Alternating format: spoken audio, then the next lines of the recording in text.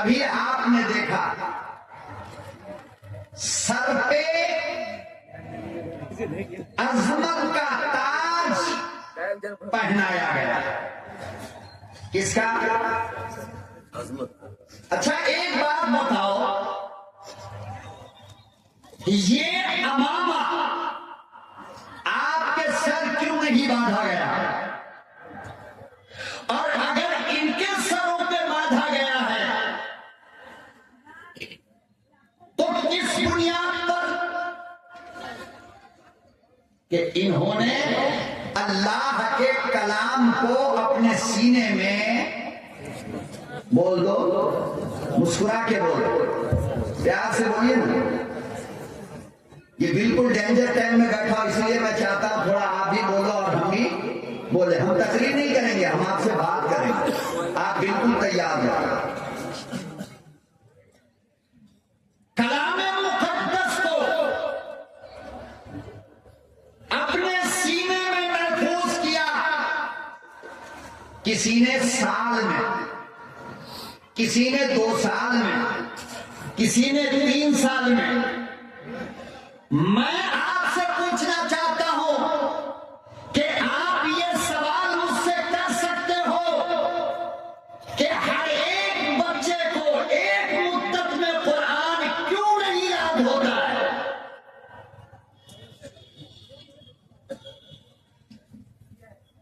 ہر بچے کو 1 مہینہ میں یاد ہونا چاہیے. مولانا موبائل صاحب قبلہ دامت برکاتہ، بیٹھ جائیے، بیٹھ جائے، بعد میں لے لینا. ابھی موبائل کو طلاق دے دو. طلاق دینا چاہیے.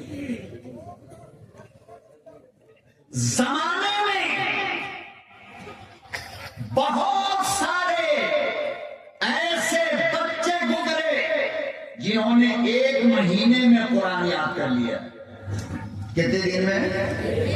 ایسے بھی گزرے جنہوں نے 1.5 مہینے میں قرآن یاد کر لیا. اور بچے نہیں بلکہ ادھیڑ عمر والے 45 سال کی عمر میں حضرت امام محمد حسن الشیبانی، امام اعظم ابو حنیفہ کے شاگرد ہیں. کون ہے؟ بولیے نا. ارے جس کے ہم لوگ مقلد ہیں. 40 سال کی عمر ہے امام محمد حسن الشیبانی کی. امام اعظم ابو حنیفہ رحمۃ اللہ علیہ کے یہاں فقہ پڑھنے کے لیے گئے. فقہ جانتے ہیں آپ؟ مسئلہ مسائل کی کتاب. فقہ کسے کہتے ہیں؟ ارے بولو نا. مولانا پیجامہ پر پیشاب لگ گیا، نماز ہوگی کہ نہیں؟ یہ جہاں پڑھایا جاتا ہے اسی کو فقہ کہتے ہیں. کیا کہتے ہیں؟ مولانا بیوی کو شراب پی کے 3 مرتبہ طلاق دے دیا. میں نے کہا 36 بار نہیں دے سکا، ہوا کہ نہیں؟ تو جواب جہاں سے دیا جائے گا اسے فقہ کہتے ہیں. تو امام محمد حسن الشیبانی، امام اعظم ابو حنیفہ رحمۃ اللہ علیہ کے یہاں فقہ کی کتاب پڑھنے کے لیے گئے. کہ حضرت ابا بیچارے لے کر کے گئے تو امام اعظم ابو حنیفہ کے مدرسے میں داخلے کی پہلی جو شرط تھی وہ سنو گے تو دماغ نہ جائے گا. علماء بیٹھے، پوچھ لینا آپ بعد میں. امام اعظم ابو حنیفہ رحمۃ اللہ علیہ کے مدرسے کی پہلی شرط تھی قرآن کا حافظ ہونا. اگر حافظ نہیں ہوگا تو نو ایڈمیشن، حافظ ہے تو داخلہ. امام محمد حافظ نہیں تھے. امام اعظم ابو حنیفہ رحمۃ اللہ علیہ نے فرمایا کہ لے کر کے واپس جاؤ. ابا بیچارہ مایوس واپس لے کر کے چلے گئے. اللہ اکبر و کبیرہ لوگوں اندازہ لگاؤ، یہ کلام مقدس کا اعجاز نہیں تو کیا ہے؟ یہ قرآن کا معجزہ نہیں تو کیا ہے؟ یہ قرآن کی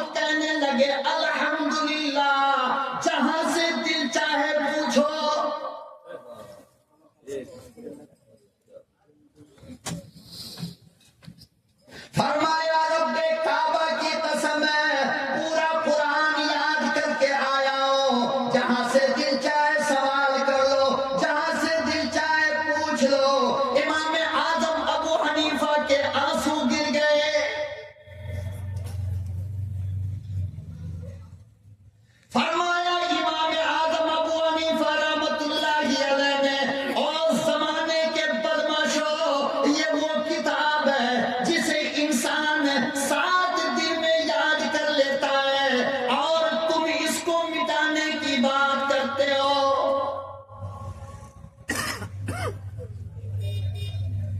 تیری نسلیں مٹ جائیں گی، تیری حکومت مٹ جائے گی، تیری وزارت کا خاتمہ ہو جائے گا، کائنات تو بدل سکتا ہے، رب کے کلام میں کوئی تبدیلی ممکن نہیں۔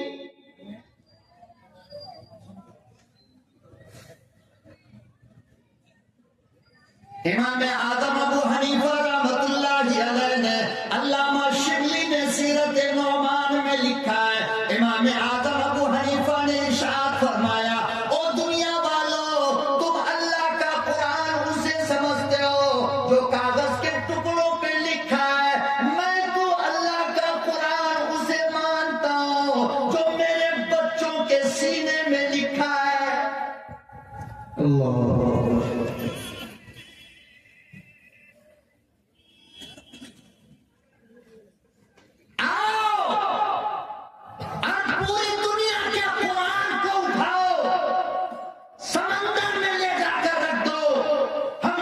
مسلمانوں کا یہ عقیدہ اور ایمان ہے کہ قرآن کا کاغذ تو گل سکتا ہے، قرآن کا کاغذ تو مٹ سکتا ہے، لیکن ایک نقطہ قرآن کا قیامت تک نہیں مٹ سکتا۔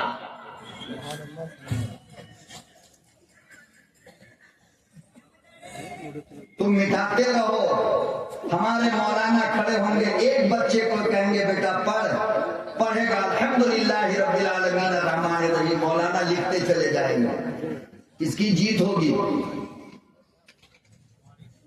ارے بولو نا، کس کی جیت ہوگی؟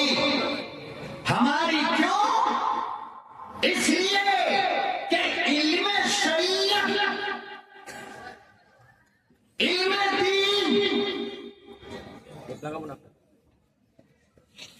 علم محمد عربی صلی اللہ علیہ وسلم، کاغذ پہ لکھے ہوئے علم کا نام بولو بھائی، علم کا نام نہیں ہے۔ ایک طرف آپ کو قرآن کے حافظ ملیں گے تو دوسری طرف بخاری کے حافظ ملیں گے، ایک طرف آپ کو قرآن کے حافظ ملیں گے تو دوسری طرف مسلم کے حافظ ملیں گے، ایک طرف آپ کو قرآن کا حافظ ملے گا تو ایک طرف دنیا حدیث کے تمہیں حافظ ملیں گے، ارے ایک طرف قرآن کا حافظ ملے گا، حدیث کا حافظ ملے گا تو تیسری طرف تمہیں فقہ کا حافظ ملے گا۔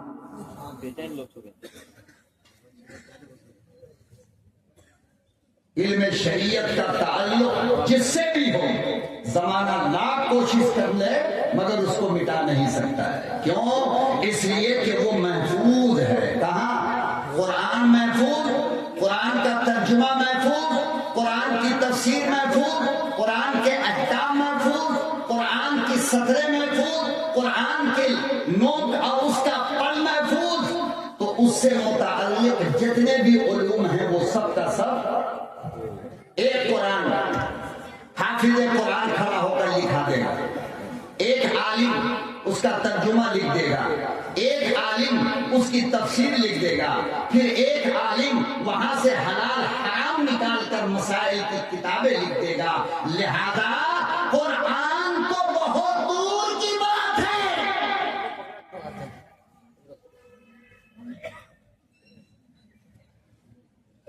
قرآن کو مٹانا بہت دور کی بات ہے۔ قرآن سے متعلق جتنے علوم ہیں تم ان کا بھی ایک بال ٹیڑھا نہیں کر سکتے ہو۔ بات سمجھ میں آئی نہیں آئی؟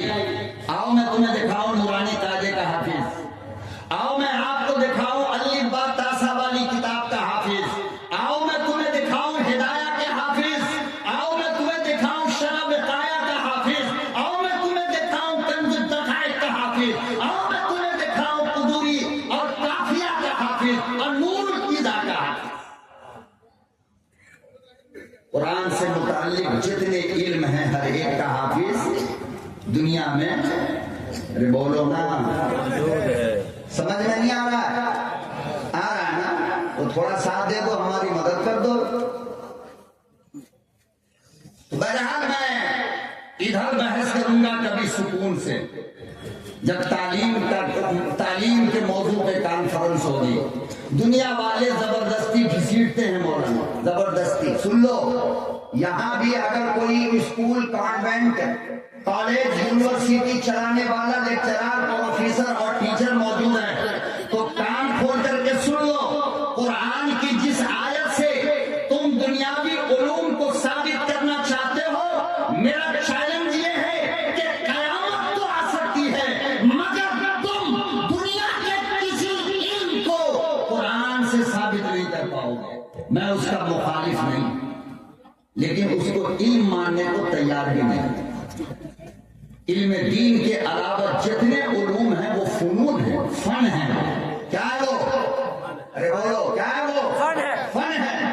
دنیا بنانے کے لیے, کمانے کے لیے. علم شریعت فن نہیں ہے, علم ہے. آخرت بنانے کے لیے, قبر بنانے کے لیے, موت بنانے کے لیے, زندگی بنانے کے لیے, کاروبار بنانے کے لیے. یہ دنیا کے لیے بھی ہے اور دین کے لیے. بابو ایک کام کرو, میں دے دیں, تم ہی تقریر کر لو آدھے گھنٹے.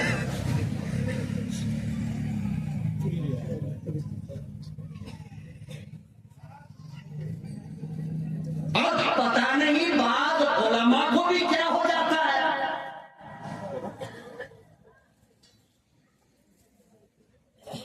کہ قرآن کی آیت پڑھیں گے اقرا,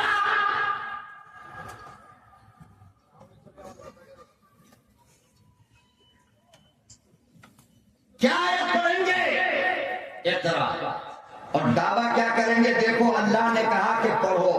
کیا کہتے ہیں؟ اللہ نے کہا پڑھو. میں کہتا ہوں ہاں اللہ نے کہا پڑھو, لیکن یہ تو بتاؤ کہ کیا پڑھنے کو اللہ نے کہا ہے. جس کو پڑھنے کے بعد بم بنانا آ جائے وہ کہے گا اللہ پڑھو؟ نہیں, بولو نا. اللہ کہے گا. جس کو پڑھنے کے بعد میزائل بنانے کی طاقت حاصل ہو, اللہ کہے گا پڑھو. جس کو پڑھنے کے بعد بندوق کی گولی چلانے کا فن آ جائے, اللہ کہے گا پڑھو. ارے جس کو پڑھنے کے بعد سودی کاروبار کا طریقہ معلوم ہو, اللہ وہ کہے گا پڑھو.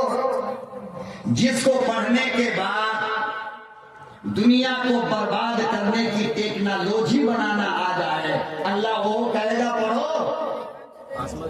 ارے ایک بم گرتا ہے تو کتنی تباہی مچتی ہے.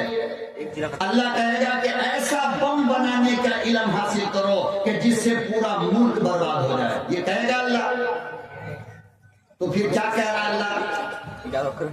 اس کے پس منظر کو دیکھو کہ یہ آیت آئی کب. یہ آیت آئی کب؟ جب مکے کے مشرک اپنی بیویوں کو حالت نجاست میں